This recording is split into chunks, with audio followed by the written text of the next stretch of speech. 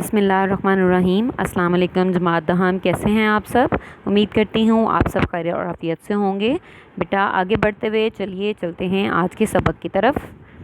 آج ہم پڑھیں گے نیشنلائزیشن، جو ہم نے پیچھے پڑھی تھی کہ بھٹو صاحب نے نیشنلائزیشن کی تھی، انہوں نے تمام صنعتوں کو قومیہ لیا تھا، تو اس کے کیا اثرات ہوئے تھے صنعت پر، تعلیم پر، کامرس پر اور تجارت پر۔ اس کے جو اثرات ہیں اس کو ہم ریڈ آؤٹ کرتے ہیں، ٹھیک ہے بیٹا۔ سب سے پہلے ہم دیکھتے ہیں کہ صنعت پر اس کے کیا اثرات ہوئے تھے۔ ذیل میں نیشنلائزیشن کے صنعت پر مثبت اور منفی اثرات کا علیحدہ جائزہ لیا جا رہا ہے۔ اس میں مثبت اثرات میں آپ دیکھیں تو پہلا ہے کہ 1972 کی لیبر اصلاحات سے صنعتی مزدوروں کا جو استحصال ہوتا تھا وہ ختم ہو گیا اور ان کی اجرتیں بڑھ گئیں اور انہیں مراعات بھی ملنا شروع ہو گئیں، ٹھیک ہے۔ سیکنڈ میں دیکھیں کہ صنعتی ادارے حکومت کو پورے ٹیکس اور ڈیوٹی ادا کرنے لگ گئے، جس سے قومی آمدنی میں اضافہ ہوا اور ملک ترقی کی راہ پر گامزن ہو گیا، ٹھیک ہے۔ تھرڈ ون میں ہے کہ مزدوروں کے ساتھ مل مالکان کا رویہ جو ہے وہ بہتر ہوا، ہڑتالوں کی تعداد بتدریج کم ہوتی گئی، صنعتی اثاثوں میں صرف جو 22 خاندانوں کا قبضہ تھا وہ ختم ہوا اور سرمایہ دار طبقے کی حوصلہ شکنی ہوئی، ٹھیک ہے۔ ففتھ میں یہ ہے کہ صنعتی ادارے حکومت کی تحویل میں آنے سے حکومت کے لیے صنعتی اشیاء کی قیمتوں کو کنٹرول میں رکھنا جو ہے وہ مزید آسان ہو گیا۔ اب اس کے نیگیٹو جو پوائنٹس تھے وہ کیا تھے؟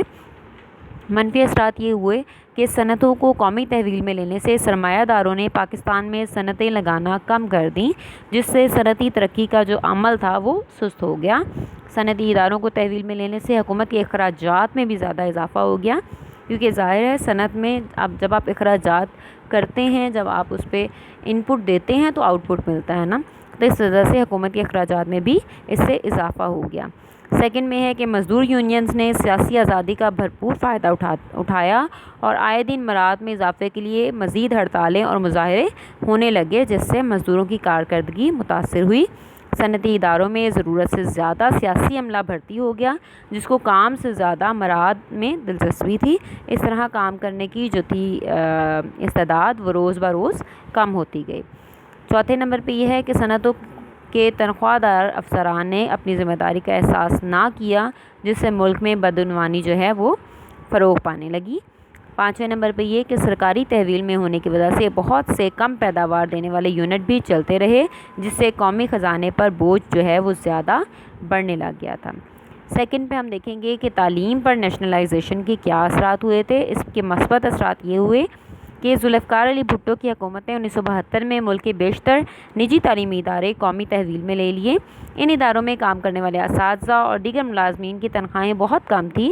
جب انہیں قومی تحویل میں لیا گیا تو ان ملازمین کی تنخواہیں جو ہیں ان میں اضافہ ہو گیا، ان کو سرکاری تعلیمی اداروں کے برابر ان کی پے ہو گئی، یہ ان کے مثبت اثرات میں آتا ہے۔ سیکنڈ میں ہے کہ ملک کے طلباء کو بسوں اور ریل گاڑیوں کی کرائے میں خصوصی رعایت دی گئی، جس سے غریب والدین بھی اپنے بچوں کو سرکاری اسکولوں میں تعلیم حاصل کرنے کے لیے بھیجنے لگے، اور اس کے علاوہ طلباء کو وظائف بھی دیے جانے لگے اور وظائف میں بھی 4 گنا اضافہ ہوا۔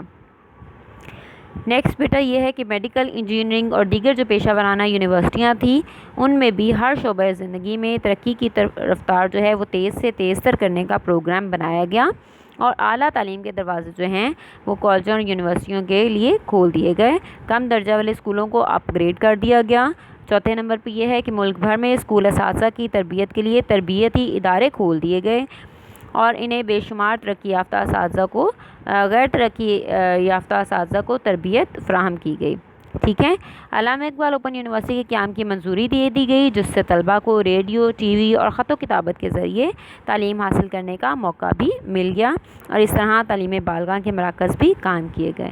اب اس کا منفی اثرات کیا ہوئے؟ منفی اثرات یہ ہوئے کہ نجی تعلیمی اداروں کو قومی تحویل میں لینے سے اساتذہ اور دیگر ملازمین کی تنخواہوں کی ادائیگی کے لیے حکومت کو قومی خزانے سے رقم خرچ کرنا پڑتی تھی، قومی خزانے پر بوجھ پڑ گیا تھا اس کی وجہ سے، ٹھیک ہے۔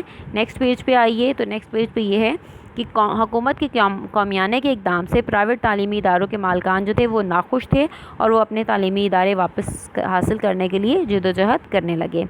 تھرڈ میں یہ ہے کہ طلبوں کو کرایوں میں رعایت دینے سے ٹرانسپورٹ مالکان اور طلباء کے درمیان جو ہے وہ کشمکش شروع ہو گئی۔ چوتھے میں یہ ہے کہ حد سے زیادہ آزادی دینے سے طلباء تعلیمی سرگرمیوں سے کنارہ کشی اختیار کرنے لگے، اور جس سے والدین کو تشویش ہونا شروع ہو گئی۔ کالجوں اور یونیورسٹیوں میں طلبہ تنظیموں نے سیاسی جماعتوں کے ذریعے منظم شکل اختیار کر لی اور امن و امان کا مسئلہ جو ہے وہ پیدا ہو گیا۔ تھرڈ میں ہم دیکھیں گے بیٹا کہ اس نیشنلائزیشن کے کامرس اور تجارت پر کیا اثرات ہوئے۔ ان کے مثبت اثرات یہ تھے کہ صنعتوں کی حکومتی تحویل میں آنے سے صنعتی پیداوار میں اضافہ ہوا۔ سیکنڈ میں یہ ہے کہ بھٹو حکومت نے صنعتوں کو فروغ دینے کے لیے مشینری اور صنعتی خام مال کی برآمدات کی حوصلہ افزائی کی۔ اس سے ملک ترقی کی راہ پر گامزن ہوا اور پاکستان کا توازن تجارت جو ہے وہ بہتر ہو گیا۔ تھرڈ ون میں یہ ہے کہ برآمدات میں اضافہ ہونے سے حتیٰ کہ سبزیاں اور پیاز بھی جو تھے وہ بھی برآمد ہونے لگے۔ زرعی اصلاحات سے زرعی پیداوار بہتر ہوئی، جس سے ملکی اور غیر ملکی تجارتی سرگرمیوں میں اضافہ ہوا، جبکہ اس کے جو منفی اثرات تھے وہ یہ تھے کہ افراط زر ہونے سے تنخواہ دار طبقہ جو ہے وہ متاثر ہوا۔ روپے کی قدر کم ہونے سے برآمدات میں تو چونکہ اضافہ ہوا لیکن اس سے مہنگائی بھی بہت بڑھ گئی۔ سامان تعیش کی درآمد بڑھی، مشینری کے برآمدی اخراجات میں اضافہ ہوا اور جس سے توازن ادائیگی جو تھا وہ متاثر ہو گیا۔ ملک کے خزانے پر بوجھ پڑنے سے زر مبادلہ کے محفوظ ذخائر جو تھے وہ کم ہونے لگے۔ 1973 میں تیل کی قیمتیں زیادہ ہونے سے پاکستان کا توازن تجارت جو تھا وہ خسارے کی طرف چلا گیا۔ نیکسٹ پیج پہ آئیے۔ اچھا بیٹا، یہاں تک تو ہم نے ریڈنگ کر لی۔ ہمارا پیج کی ریڈنگ جو تھی وہ پیج نمبر 8 تک ہی تھی۔ ہم نے اس کے نیشنلائزیشن کے تعلیم پر، صنعت پر اور کامرس پر ہم نے اس کے اثرات دیکھے کہ کیا اثرات تھے۔ اب بیٹا یہاں تک پیج نمبر 8 تک ہماری ریڈنگ کمپلیٹ ہو گئی ہے۔ اب یہ آپ دیکھیے گا بیٹا کہ ہم نے جو ہمارے پاس سلیبس میں کویسچنس ہیں نا، اس میں اس سے ریلیٹڈ کویسچن کوئی نہیں ہے، تو ہم اس کا کویسچن تو کوئی ریڈی نہیں کر سکتے، لیکن آپ نے اس کو اچھے سے اپنے ذہن میں ریمائنڈ کر لینا ہے، آپ نے اس کو اچھے اپنے ذہن میں یاد کر لینا ہے، ٹھیک ہے۔ اور دوسرا میں آپ کو جو آپ کے کثیر الانتخابی سوالات ہیں، MCQs ہیں 4، وہ میں آپ کو کروا دیتی ہوں، اس کو آپ ذرا غور سے دیکھیے گا۔ جی، مشقی سوالات میں پہلا آپ کا کثیر الانتخابی سوالات ہیں۔ اس میں پہلا کویسچن ہے 20 دسمبر 1971 کو صدر پاکستان اور چیف مارشل لا ایڈمنسٹریٹر کا عہدہ سنبھالا تھا۔ تو بیٹا ہم اس کے بارے میں پڑھ چکے ہیں کہ ذوالفقار علی بھٹو نے اس عہدے کو سنبھالا تھا۔ اس کے بعد یوم تکبیر کب منایا جاتا ہے؟ یوم تکبیر حصہ دال میں آپ کا آنسر ہے کہ 28 مئی کو منایا جاتا ہے۔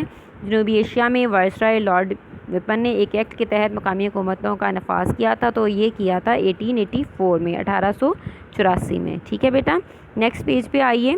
تو یہاں پہ ایک ہی آپ کا کویسچن ہے کیونکہ 4 ہمارے پاس یہ کثیر الانتخابی سوالات ہیں۔ اس میں ملک بھر کے بینکوں میں مسلمان کھاتہ داروں سے زکوٰۃ کاٹی جاتی ہے، تو یہ زکوٰۃ 2.5% کاٹی جاتی ہے۔ الف اس کا کریکٹ آنسر ہے، ٹھیک ہے بیٹا۔ یہاں تک آپ کا ہو گیا آج کا لیکچر، اور اپنے کام کو میرا بچہ دھیان سے آپ پڑھیے گا، اس کو دھیان سے یاد کیجیے گا اور اپنے پیرنٹ کو آپ اس کا آؤٹ پٹ دیجیے گا کہ آپ نے کیا اس لیکچر سے سیکھا، ٹھیک ہے۔ آپ کا بہت شکریہ، اللہ تعالیٰ آپ کا حامی و ناصر ہو، اللہ حافظ۔